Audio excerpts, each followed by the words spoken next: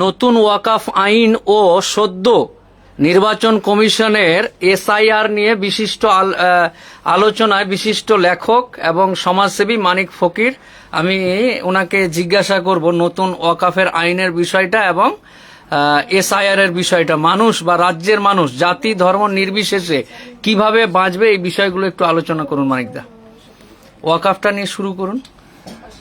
আমি আপনারা অনেকেই হয়তো ওয়াকফের অবস্থা খুবই ভালো ভেবেছেন, কারণ কিছুদিন আগে 15ই সেপ্টেম্বর, আপনারা একটু মনে রাখুন, যে মনে করুন, দেখুন 15ই সেপ্টেম্বর ওয়াকফ মামলার যে রায় ছিল সুপ্রিম কোর্টে, এবং সেই রায়ের পরে মুসলমান ভাইরা, মানে মুসলিম ধর্মের বড় বড় নেতারা, সে বম্বের হোক, দিল্লির হোক, সর্বভারতীয় হোক বা পশ্চিমবঙ্গের হোক, এরা আনন্দের সঙ্গে বলেছিলেন যে আমরা জয়লাভ করেছি। মানে এক অর্থে কয়েকটা জিনিস স্টে দেওয়া হয়েছে, মোটের ওপর ভয়ের আর কিছু নেই। এই কথাটা শোনার পর মুসলিম সমাজ মোটামুটিভাবে ঘুমিয়ে পড়েছে। ঘুমিয়ে পড়ার অনেক দিন পরে হঠাৎ ঘুম ভেঙেছে, তখন আই লাভ মোহাম্মদের বিভিন্ন জায়গায় প্রোগ্রাম হয়েছে।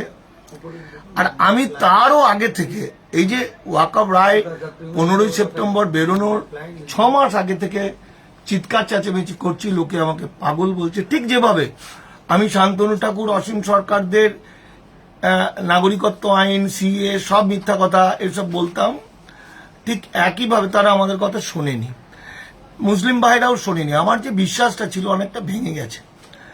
আমি মনে করেছিলাম যে মুসলিম ভাইরা অনেক বেশি সচেতন এবং অ্যাডভান্স, কিন্তু এরাও যে গুরুবাদের উপর বিশ্বাস করে এটা আমার ধারণা ছিল না। অবশ্য এটার দোষও খুব কম সাধারণ মানুষের, কারণ হাইকোর্টের বিখ্যাত অ্যাডভোকেট 2-4 জন, তারাও কিন্তু একই রায় দিয়েছে। তো হাইকোর্টের বিখ্যাত অ্যাডভোকেট যদি সেই কথাটা বলে, কেউ বলছে এই রায় সুপ্রিম কোর্ট এই রায়ের মাধ্যমে বিজেপির কানের কাছে ঠাটিয়ে চড় মেরে দিয়েছে, কেউ বলছে আমরা ধন্যবাদ জানাই। তো আমি তারপর থেকেই বিভিন্ন লোককে বলে বেড়াচ্ছি। তো তারপর আমি ভাবলাম, কেউ যখন শুনছে না, বক্তব্য রাখতে কেউ বলছি, তখন আমি আমার বন্ধু, আমি মফক্কুরের কাছে এলাম। আমি যা দেখলাম, এই একজন যে পাগলা করে দিতে পারে, এর কোটি কোটি লোক ভিউয়ার্স, এবং আসল সত্যটা মানে মানুষের কাছে তুলে ধরা আমাদের কাজ, মেইন কাজ। সেইটার জন্য আমি ওর কাছে এলাম এবং বললাম, আপনারা সবাই শেয়ার করে দিন ভিডিওটা। আরিফ, নির্মল, জাহিরুল, যারা আছে সবাই শেয়ার করো, গুরুত্বপূর্ণ আলোচনা। মূল বিষয়টা হচ্ছে 15ই সেপ্টেম্বরে যে রায় দিয়েছে কোর্ট, সুপ্রিম কোর্ট ওয়াকফ নিয়ে, তাতে বলেছে 73টা যে মামলা ছিল, এই 73টা মামলার কারণ ছিল যে 43টা পয়েন্ট ছিল এই আইনের মধ্যে, যে 43টা পয়েন্ট হচ্ছে সমস্ত ওয়াকফ সম্পত্তি নিয়ে নেওয়ার মতো, একদম ধূলিসাৎ করে দিয়ে ভারত থেকে মুসলমান ধর্মটাকেই বন্ধ করে দেওয়ার মতো 43টা পয়েন্ট ছিল। তো এই 43টা পয়েন্টের বিরুদ্ধে মামলা চলেছিল, এবং সুপ্রিম কোর্ট, আপনারা যদি নিজের, যেহেতু আপনাদের হাতে মোবাইল আছে, আপনারা 15ই সেপ্টেম্বর 2025-এর সুপ্রিম রায়টাকে বের করুন, দিয়ে নিচের দিকে চলে যান, দেখুন উপসংহার 209 নম্বর প্যারা। ওখানে বিচারপতি বলছেন, সুপ্রিম কোর্ট বলছে সমস্ত মামলাগুলো বিচার বিশ্লেষণ করে দেখা গেল যে একটা মামলাতেও স্টে দেওয়া যাবে না, এবং একটা মামলাতেও জেতানো যাবে, এরা পুরোটা রিজেক্ট। মানে কেন্দ্রীয় সরকার যা বলছে ঠিক বলছে। হ্যাঁ, একদম ঠিক বলছে। একটাতেও জেতেনি, এই একটাতেও জেতেনিটা এমন ভাবে বাজারে প্রচার হয়ে গেল যেন জিতে গেছে। ব্যাস, মুসলিম ঘুমিয়ে পড়ল। আর কিছু মুসলিম নেতা পশ্চিমবঙ্গের জনপ্রিয়তার জন্য বা যে কোনো কারণে হতে পারে, তারা মানুষকে বললো আমরা জিতে গেছি, তো শুয়ে পড়ল। আমি গত 6 মাস ধরে আমার এই যেহেতু আমি ওয়াকফ আন্দোলনের সঙ্গে ওতপ্রোতভাবে জড়িত, বক্তব্য রাখতে যাই, আমি সব নেতাদেরই মোটামুটি চিনি বা আমাকে চেনে, রেসপেক্ট করে। আমি তাদের মোটামুটি পায়ে ধরেছি যে সত্যিটা বলে দাও, কারণ আল্লাহর সম্পত্তি কোনো ব্যক্তিগত মানুষের নয়। জনগণ তার আল্লাহর সম্পত্তি রক্ষা করতে তারা কি করবে তারা বুঝে নেবে। লাখ লাখ লোক বেরিয়ে পড়বে এবং কৃষক আন্দোলনের মতো ঘটবে, আলটিমেট কিছু একটা উপায় হবে। তো তারা কেউ বলল না, না বলার ফলে আমাদের যেটা হলো সেটা ওয়াকআপ যত সম্পত্তি আছে 800 বছর ধরে, মানে এক সময় আপনারা জানেন যে আমাদের বেশিরভাগ আমরা ছিলাম বৌদ্ধ এবং ব্রাহ্মণ্যবাদের চরম অত্যাচারের সময় মনে হয়েছিল কেউ একটা এসে আমাদের বাঁচাবে। তখন ইখতিয়ার উদ্দিন মোহাম্মদ বিন বখতিয়ার খলজি এসেছিলেন এবং তারপর থেকে আরব দুনিয়া থেকে এই যে জাহাজে করে ব্যবসাদাররা আসতো তাদের সঙ্গে মুসলিম সাধু সন্তরা চলে আসতেন এবং একেশ্বরবাদের দীক্ষা দিতেন। ফলে অত্যাচারিত নিম্নবর্ণের মানুষরা বাঁচার জন্য একেশ্বরবাদের দীক্ষা নেয় এবং একটা সাম্য প্রতিষ্ঠা হয়। একই গ্রামে একই অঞ্চলে হিন্দু মুসলমান পাশাপাশি থেকে একটা শান্তির বাতাবরণ তৈরি হয়। আমরা অনেকেই জানি, আমরা বলি যে ভারতবর্ষ পরাধীন হয়েছে 1947 সাল 1757 সালে পলাশির প্রান্তরে। তাহলে তার আগের সময়টা কি ছিল? পরাধীন হওয়ার আগের সময়টা স্বাধীনতার সময়। তাহলে কাদের সময়টা স্বাধীনতার সময়? মুসলমানদের সময়টা, মুঘলদের সময়টা স্বাধীনতার সময়। এটা যুক্তির কথা।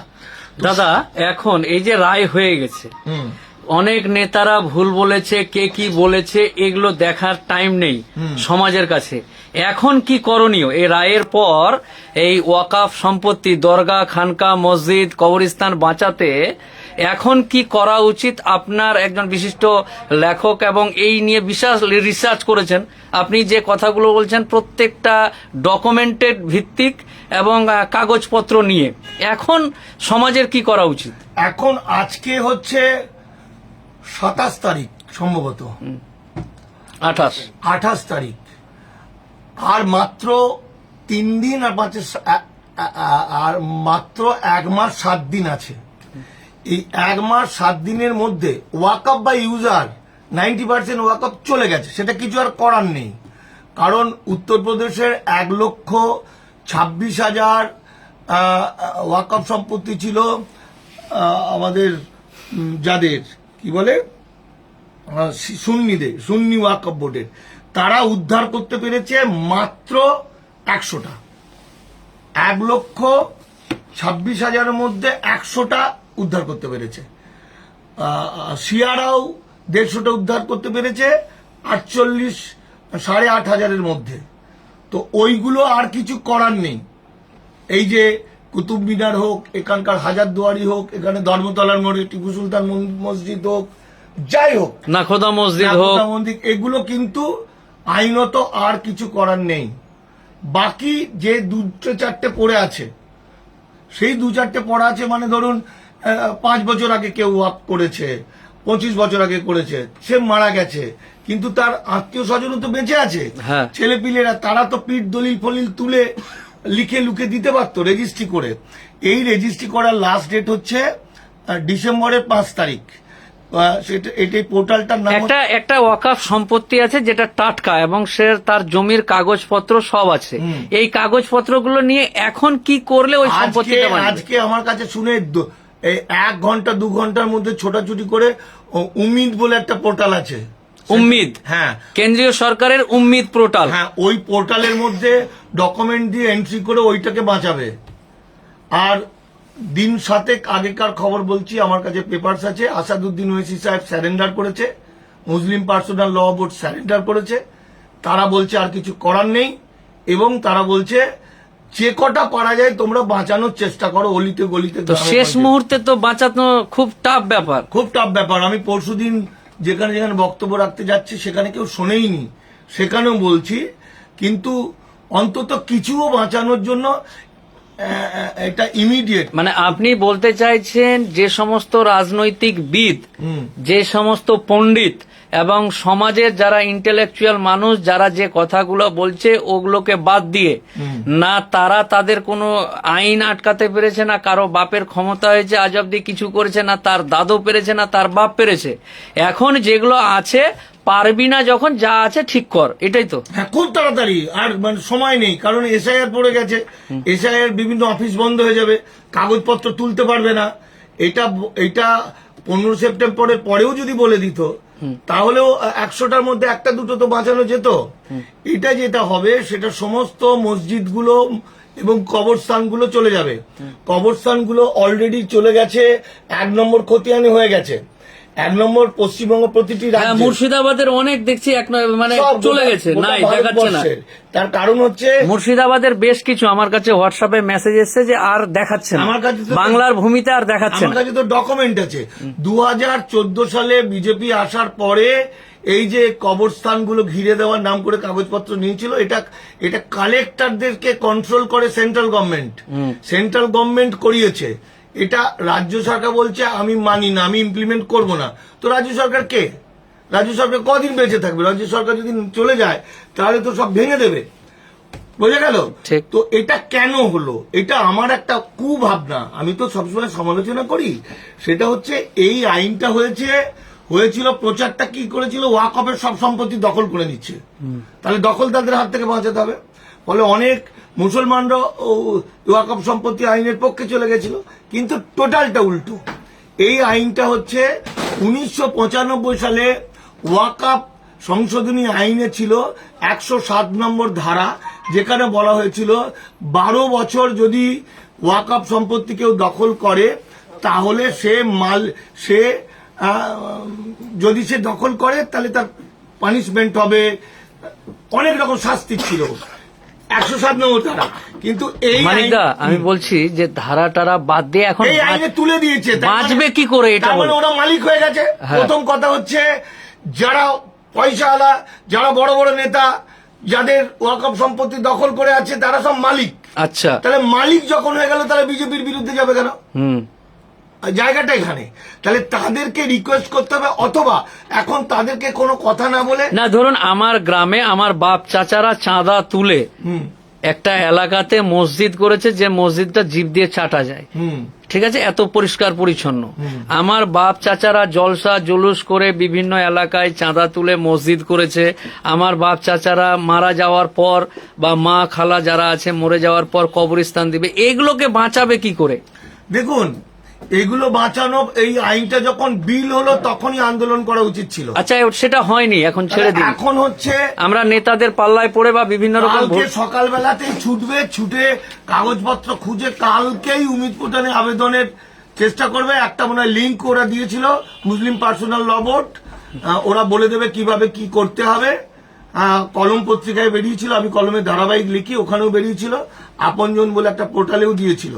ফলে আর দেরি না করে 1-2 দিনের মধ্যে এটা করতে হবে, কারণ এসআইআর এর প্রক্রিয়া শুরু হলে সেগুলো আর করা কঠিন হয়ে যাবে। আচ্ছা, এবার একটু আলোচনা করি এসআইআর নিয়ে। আপনি বরাবরই বলছিলেন আমরা রাজ্যের মানুষ আপনাকে অনেক সময় পাগল বলেছি, বুঝে না, বেশি বকছে, এটা বলেছি, এই লোকটা বেশি বকে, কাজ কাম নেই, যে স্যার এই বাদ চলে যাবে, ওই বাদ চলে যাবে, যেটা সত্য। কারণ আপনার যারা ভিডিও দেখে তারা ভেবেছে যে ভালো ভালো লোকগুলো নিজের সংসার পরিবার পরিজন নিয়ে ব্যস্ত আছে, আর এই লোকটা শুধু খালি কে মরে যাবে, কে রোহিঙ্গা হয়ে যাবে, কে বাংলাদেশি হয়ে যাবে, কোন হিন্দুর নাম কাটা যাবে, কোন মুসলমানের নাম কাটা যাবে, তাড়াতাড়ি বাঁচো, এই করে বাঁচুন, ওই করে বাঁচুন, আপনাকে কেউ গুরুত্ব বা পাত্তা অনেক সময় দিতে চায়নি। কিন্তু আজকে আপনার যতগুলো কথা, সব কথাগুলো সত্য হয়েছে। সত্য হওয়ার পরে এখন সবাই হাড়ে হাড়ে টেট পাচ্ছে। এসআইআর বলেছিল আটকে দিব, এই করে দেবো, সেই করে দেবো, কেউ কিছু করতে পারেনি, অমুক তারিখের মধ্যে কাগজ দে বাবা, এই যে ব্যাপারটা।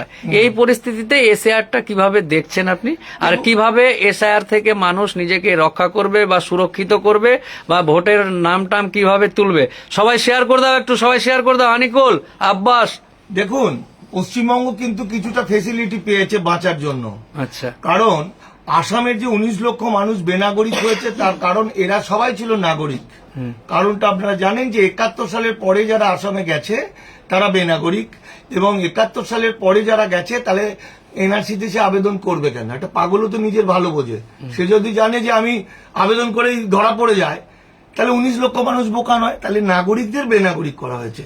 আসাম রোহিঙ্গাদের কাছ থেকে ইতিহাস শেখেনি, আসামের কাছ থেকে বিহার শেখেনি। ফলে ওদেরকে বলেছে একটা করে কার্ড দেবো, কাগজ দেবো, ওরা সব লাইন দিয়ে কাগজ জমা দিয়ে দিয়েছে। বিহারে দেখা যাচ্ছে বিহার কিন্তু বাংলা ভাগ হয়নি, বিহারের মা রেপ হয়নি, বিহারের এখানকার অসংখ্য মুসলমান সবকিছু ছেড়ে কাঁদতে কাঁদতে পূর্ব পাকিস্তানে চলে যায়নি, পূর্ব পাকিস্তান থেকে অসংখ্য হিন্দু কাঁদতে কাঁদতে এখানে আসেনি। ফলে তথাপি বিহারে 83 লক্ষ বাতিল হয়েছে। প্রথমে শুনেছিলাম 67, পরে শুনলাম 47, এখন জানা গেল 83 লাখ। তো এই 83 লোক হচ্ছে ভূমিপুত্র। তাদের মধ্যে থেকে অবৈধ অনুপ্রবেশকারী, রোহিঙ্গা এসব বলে কজন ধরা পড়েছে? 315 জন। এই 315 জনের মধ্যে 78 জন অনলি মুসলমান, আর কয়েকজন বেশি ছিল নেপালি মেয়েরা এখানে বিয়ে করেছে, কাগজপত্র ছিল না বিহারে। তাহলে ওই 315 জনকে শেষ করতে 83 লক্ষ মানুষকে চিরকালের জন্য বেনাগরিক করলো। আমরা ঘুমিয়ে আছি, কিন্তু বাংলা এটা দেখে ফেললো। তাহলে আমার বক্তব্য, না, তার মানে আপনি বলতে চাচ্ছেন এসআইআর এ মুসলমান হিন্দু বলে ব্যাপার নয়? না না না, ওসব কিছু না। তার মানে আমি বলতে চাইছি যে আমি একটা ভিডিওতে বললাম বা বলছি, আগে ভূমিপুত্র যে বিহারের 83 লক্ষ লোককে ফেরত দাও, তাদের নামটা তুলে দাও, তারা তো অরিজিনাল নাগরিক। তারপরে নাই পশ্চিমবঙ্গ করবে, তাই তো? তা নাহলে ওটাকে নিষ্পত্তি করতে পারলে এটা করবে। এবার আইনের জায়গাটা আমি বলি, এসআইআর এটা স্পেশাল ইন্টেন্সিভ রিভিশন, এটা সম্পূর্ণ বেআইনি। ভারতবর্ষে কোনো রাজ্যে কখনো স্পেশাল ইন্টেন্সিভ রিভিশন হতে পারে না। ভারতবর্ষে প্রথম ভোটার তালিকা শুরু হয় 1952 সালে। তারপর থেকে প্রতি বছর নভেম্বর ডিসেম্বর ওই বাড়িতে বাড়িতে কাজগুলো করে, মরাদের বাদ দেওয়া হয়, জান্তদের রাখা হয়, কে চলে গেছে এইসবগুলো করা হয়। প্রতি বছর প্রতি জানুয়ারি মাসের 1 তারিখে নতুন যারা ভোটার হয়, 18 বছর বয়স হয়, তাদের নাম তোলা হয়। তাহলে গল্প হচ্ছে সরকার বা নির্বাচন কমিশনের ভুলের দায় আমরা নেব কেন? এতদিন ধরে তোমরা কোথায় ছিলে? 1। 2 নম্বর হচ্ছে সরকারের মোটিভ হচ্ছে যে আমি গাঁজা খেয়ে ঘুমিয়ে পড়েছিলাম, তোমার গ্রামে চোর ধরে ঢুকে পড়েছে, এবার প্রত্যেককে এসে বলতে হবে যে আমি চোর নই, আমি চোর নই। এত খ্যাপা আমরা নই। সুতরাং আসল জায়গাটা হচ্ছে যে ব্রিটিশ যুগে যেভাবে অল্প মানুষের ভোটাধিকার ছিল লেখাপড়ার উপর, পয়সালার উপর, ঠিক এখানেও সেই ভোটাধিকার আসবে। পার্থক্য হচ্ছে ব্রিটিশ যুগে সবাইকে খেতে পড়তে দিত নাগরিক হিসাবে, এখানে বেনাগরিক যারা হবে সে ভোটার কার্ড, আধার কার্ড, প্যান কার্ড, পাসপোর্ট, বাড়ি ঘর সব হারিয়ে ফেলবে। তারা ওয়ার্ক পারমিট পেলেও পেতে পারে কিছু সংখ্যক মানুষ।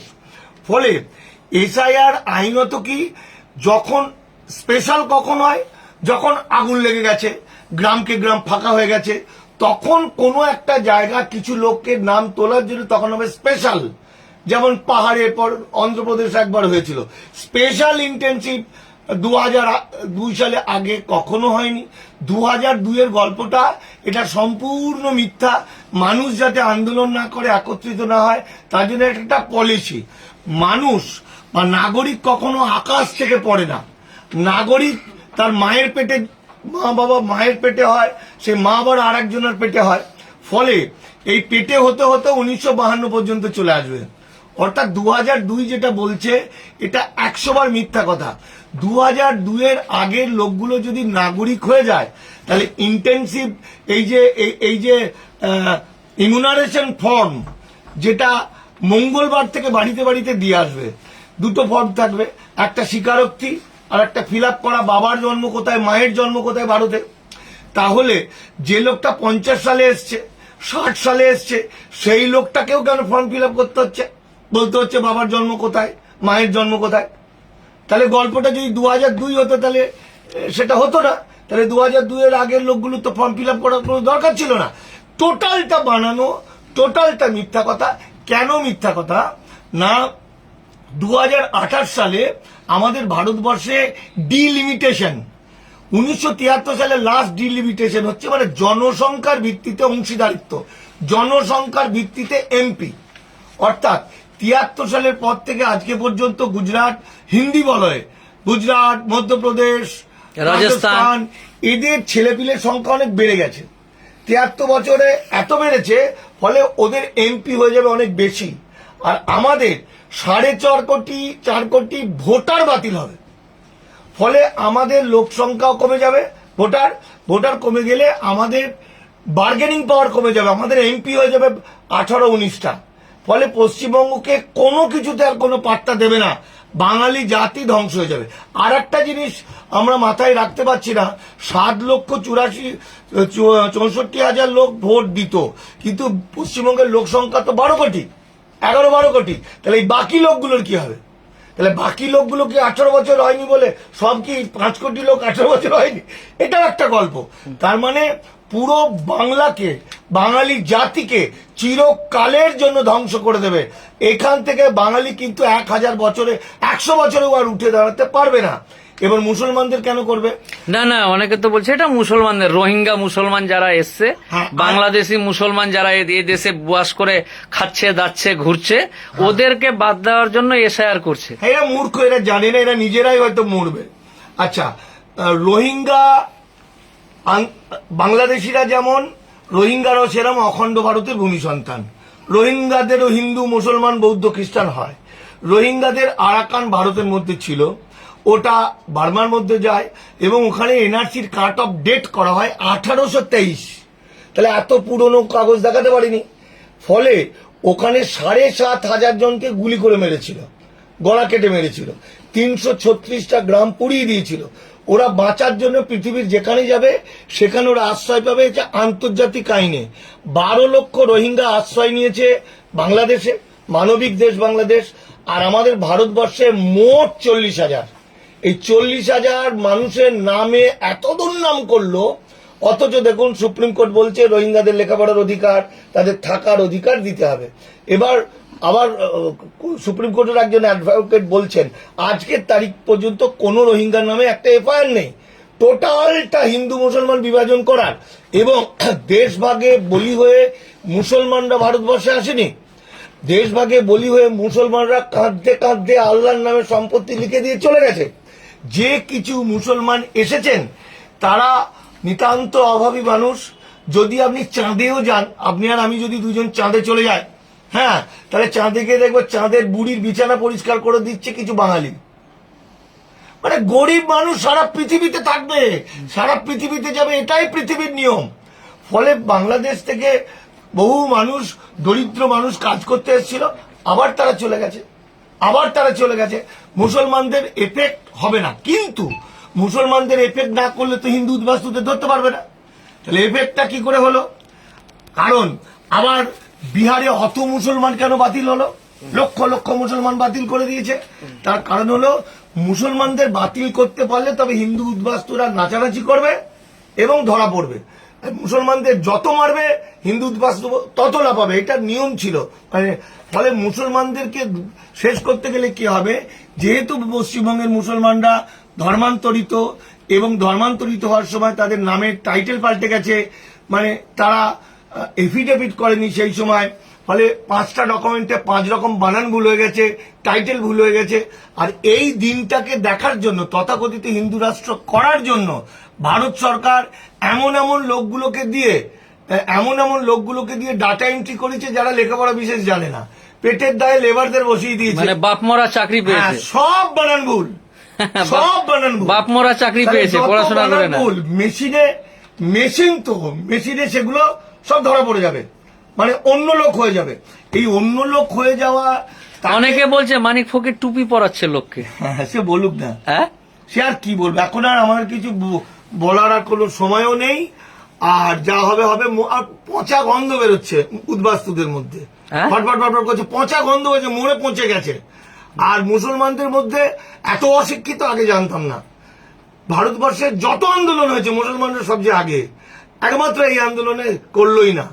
অথচ একটা ব্লকে 40 থেকে 50,000 মানুষ যাবে, মুসলমান যাবেই। তুমি পরে মিলিয়ে নিও, কাগজ আছে বলছে। আরে কাগজ,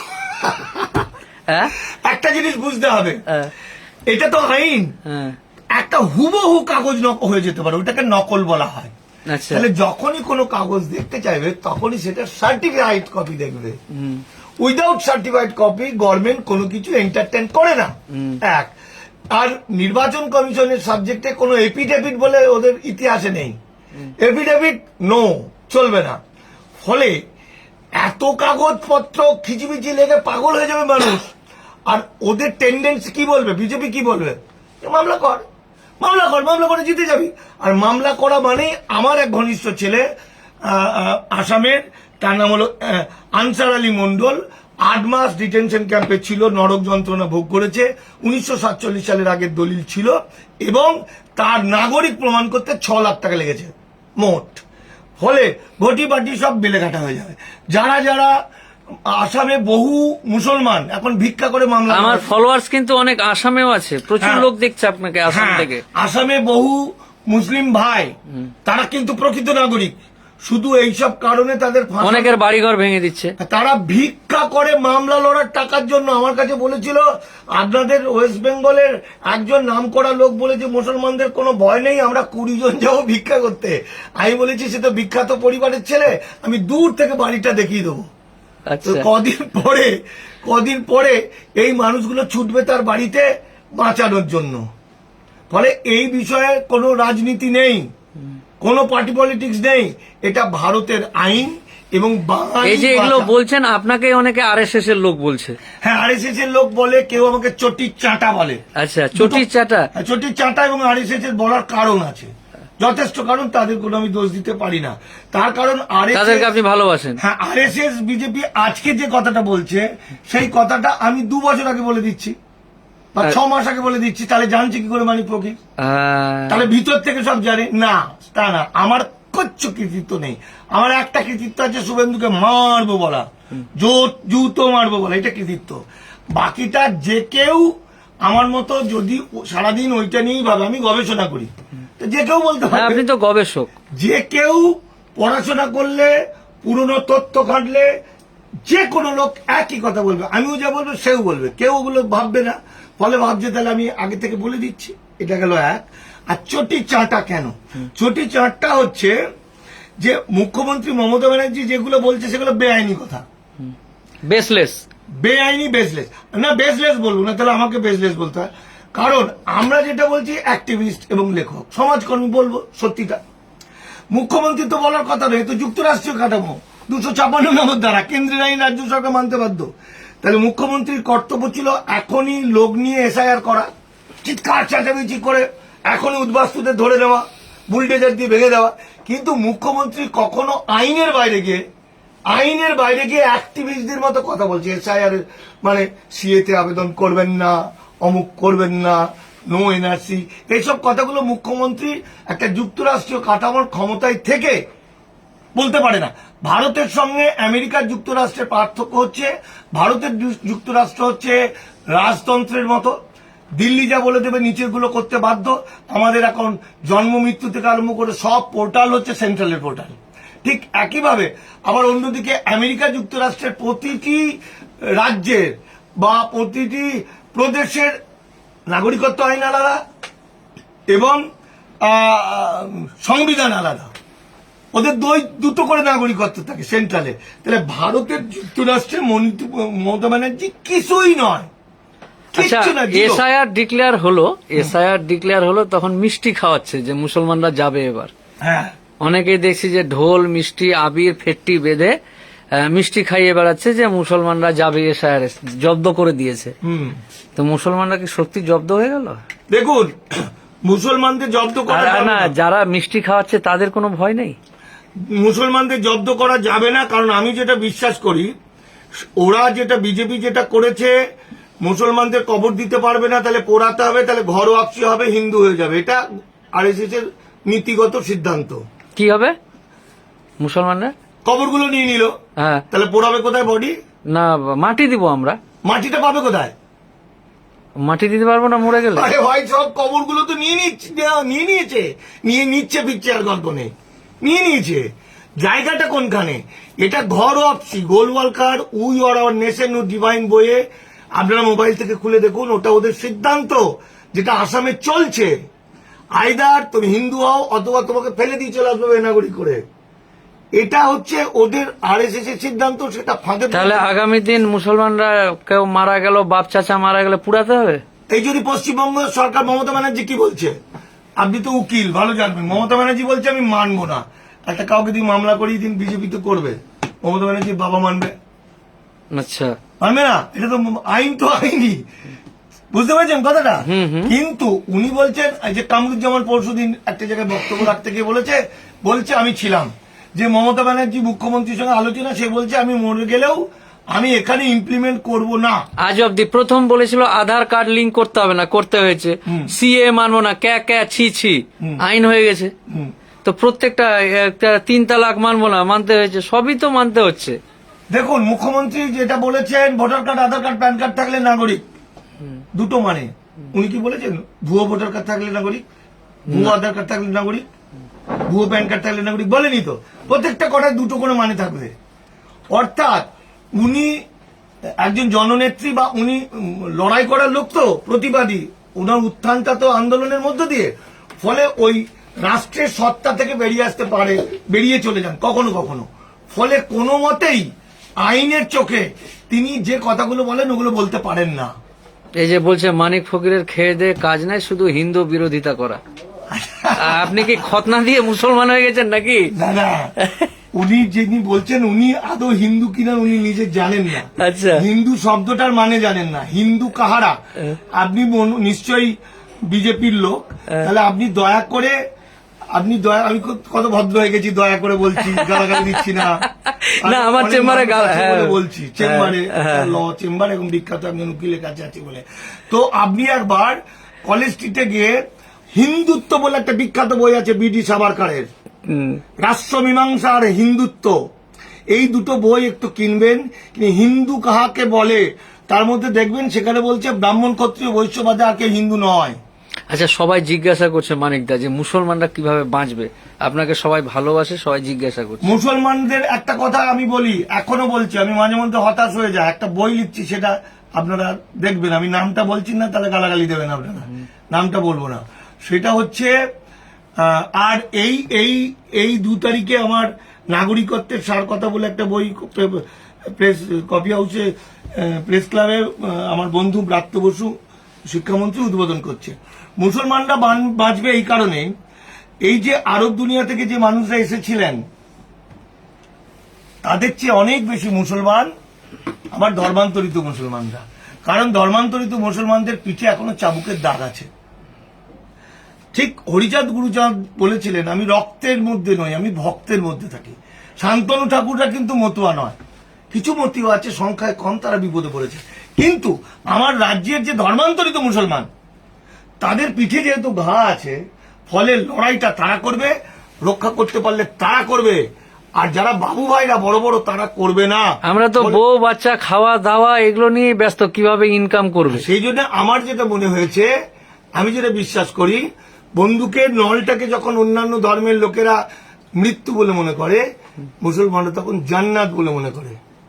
এখনো যদি একটু মানে লিডারশিপ পায়, লিডারশিপ মানে ওই লিডারশিপ না, বড় বড় নেতা না, পলিটিক্যাল, এই কেউ না, আমি ছোট্ট দুটো কথা জিজ্ঞাসা করি আপনার কথা মতো। তাহলে ওয়াকাফ সম্পত্তি মানে মসজিদ, মাজার, কবরস্থান, মাজার, দরগা, খানকা যা আছে সব চলে গেছে?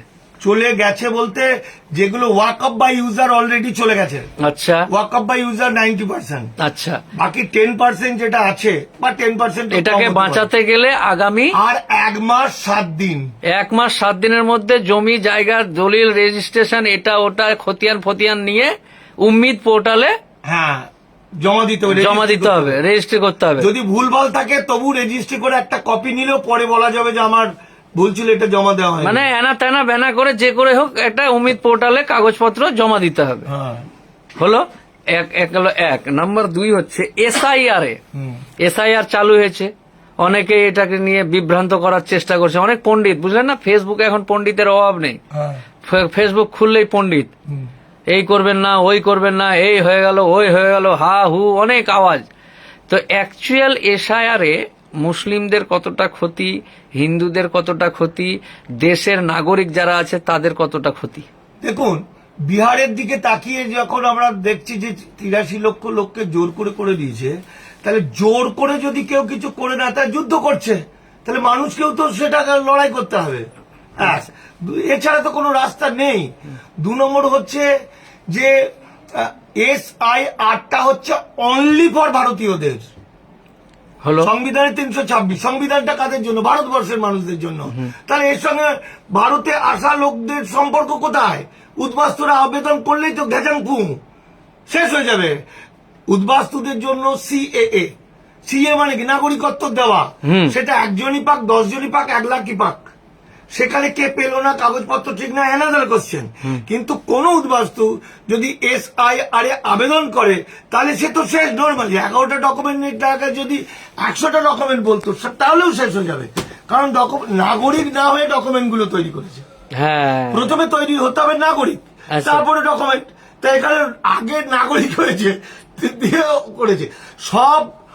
আচ্ছা, আমার 2002 সালের ভোটার লিস্টে নাম আছে। আমি মোফাক্কেরুল ইসলাম, আমার 2002 সালে ভোটার লিস্টের নাম আছে, আমার বাপেরও নাম আছে।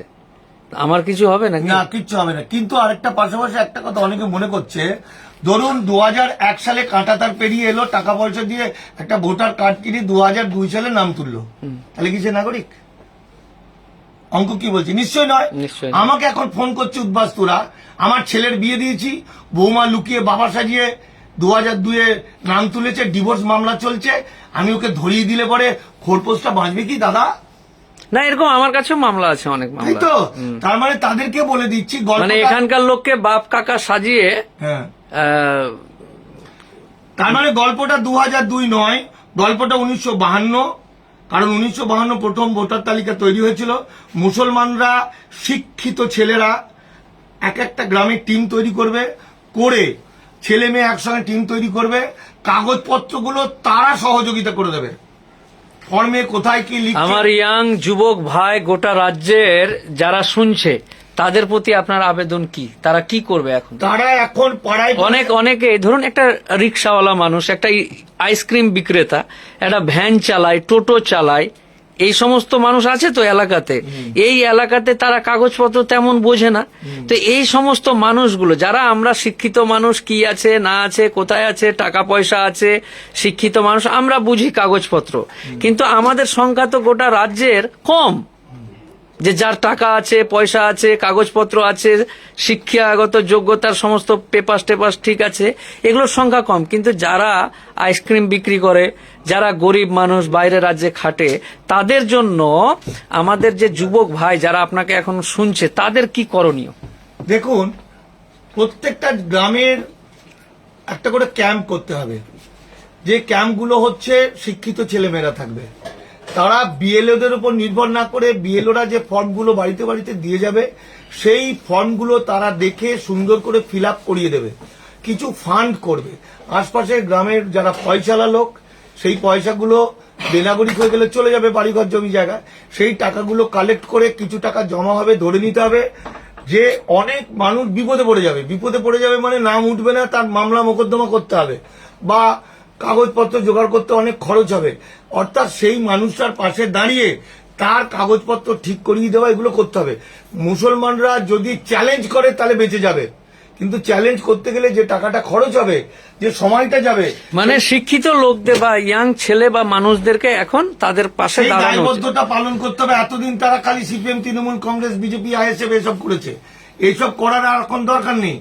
এখন জাতিকে বাঁচাতে গেলে তাদেরকে ফর্মগুলো ঠিকঠাক করে ফিল আপ করে দিয়ে। ভাই যারা শুনছো, তারা ডকুমেন্টস গুলো, যে সমস্ত গরিব মানুষ আছে এলাকার, তাদের ডকুমেন্টস গুলো ঠিকঠাক করে সুন্দরভাবে বাঁচার যেন তারা পায়, সুবিধাগুলো পায়। বাই চান্স যাতে ফেল হয়ে গেলেও কিছু টাকা রেডি থাকে, সেগুলোও যেন ম্যানেজ করে করে, মামলা মোকদ্দমা হোক, এই হোক সেই হোক, নানা রকম খরচ তো হবে, এটা তো টাকা পয়সার বিষয়। সেই গরিব মানুষরা যেন বাঁচে, এছাড়া কিন্তু কোনো রাস্তা নেই। কারণ যাই হোক, ভালো লাগলো অনেকক্ষণ। মানিকদা ব্যস্ত মানুষ, হ্যাঁ, যে এমনিতে এদের শেষ করে দেবো, তা নাহলে 80 লক্ষ মানুষকে শেষ করতে হবে। আমি নমস্কার জানাচ্ছি, আমার খুব ভালো লাগলো। আমার অত্যন্ত কাছের বন্ধু মুফাক্করুল, ও অনেক বড় মানুষ। না আজকে ওকে বলার সঙ্গে ও বললো, আরে আমরা তো মুফাক্করুলদের তো সবাই তো আর আইন পড়ার দরকার নেই, তারা তো তাদের ওপরের লোকদের কথা বিশ্বাস করেছে। তারপরে মুফাক্করুল যখন আমার কাছে শুনলো, তখন বললো যে আরে সর্বনাশ, এখনই তুমি বলো।